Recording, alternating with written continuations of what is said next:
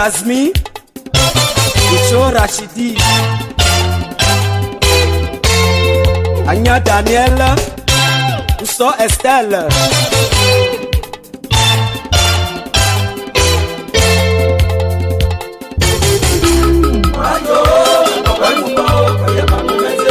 Asio l'idée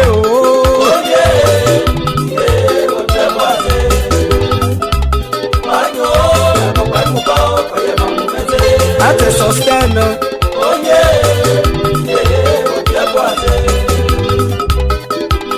Oh Peka Joliet Vers la pêche à demain oh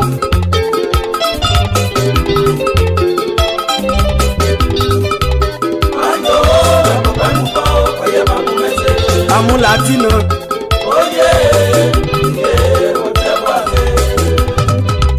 Quando me papa ngubo Kwe manyo meteo Agbatu mako Raphaël Oye, tu es quoi Oh mi alogo oh oye kame seni Oh kebu keba oh na nyenyo oh me logo edala oh Okaya sente oh ni kame seni Aye bi me wimbo Oye oh me ho be me fe Alage ya pie Oye oh ono me ade Oye que tu arremo aye ote boate Krisa konate achete de produit ni tamesemi Oh l'entrolo ni Manuel Bidali ni botemene Diabelo ya poloche aye ni tamesemi Ene meno lene ni aguruje meno godidi Mamu asebo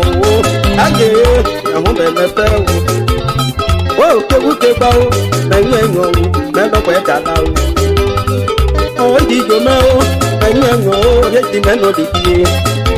Akaya pio tanso, asi priva, meno godidi. Katutia o, eso e diviso, meno godineo. Ake Michel, oye, oh, memo beme peu. Isomonico, wakikama, meno godidi. Be come as a meal, I yes, oh, my weapon. Like she mellow, the boom bell, up over me. That is saw her power, I get love, but you paint him. Sababa the yes, man, the Kashima was his son as a bubble. No, Buyoshiba, I be my tattoo man, as a bubble. Oh, Tijerisha, Metro shop color, be come as a meal. Pourquoi seul Francine Anne, n'a pas belle fait. Un mec à bas à ses côtés, passant en bas de bas, pas mes pétés. Mais le sabbat de feu, à pas François, la tout fait. À Santé Fatina, oye, pays comme SME. À part là-dessus, à Chouklarisse, mais le gourdin. À Orembeau, oye, pays comme SME. Oh, que bao, mengo, manedi. Asika deni, anya brulise, aye bi wole bo. Bose aye ho, age, o pe je to kechu. Ateri mi wo hefo, o si so fi e so wo nyen. Apolo se meno wo hefo, anya taskopo, loko ipo lono.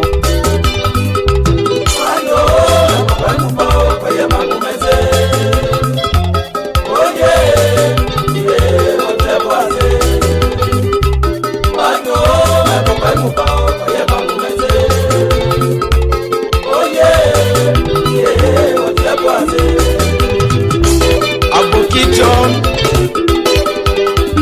chère Félicité, chère Catherine, et quand même c'est Léo. Il a mis l'épaule, à Goukwayo. Il y a pour ses cuisses. Yo Bruno, Désiré Ali Diomandé, Chigo Mado, chauffeur Amani, chauffeur Aoussier, Koulibaly Pipe.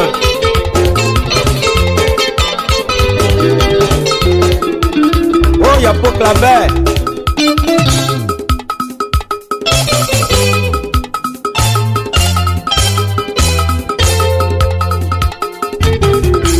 Wanjo, me papa ngumba o, pema ngumete o. Yao peda costa o, ako atido, koche ko ati. Pays kame semi o, chapele ruso, ile de whatever o. Ya poaza oye o menogo dide. Ose asi babe, le diamante o, temene o. Koma Dominique o, ako akulote, pays kame semi o.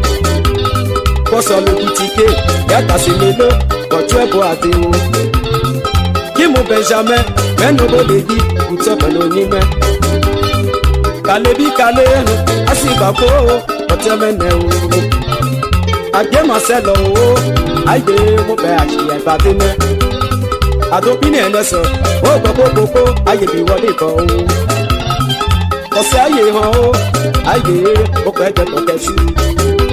Adopi sọ̀wọ́ ní èèyàn rẹ̀, adọ́ ẹ̀bí bí sọ̀wọ́ èkóró. Ìyá òbí ní síbẹ̀ o, ẹ̀nàdọ́dọ́, aye bi wọ inú èèyàn o. Òtísà mọ̀ sọ̀wọ́, jàpélò ọlọ́kẹ́ yìí kò lọ́nà o. O kebuke gba o, ade mẹ́rin o. Oye ye, ọjọ́ ẹ̀bọ àti. Oye ye, ọjọ́ ẹ̀bọ àti. Ayo, ẹ̀bọ pẹ̀lú bọ́.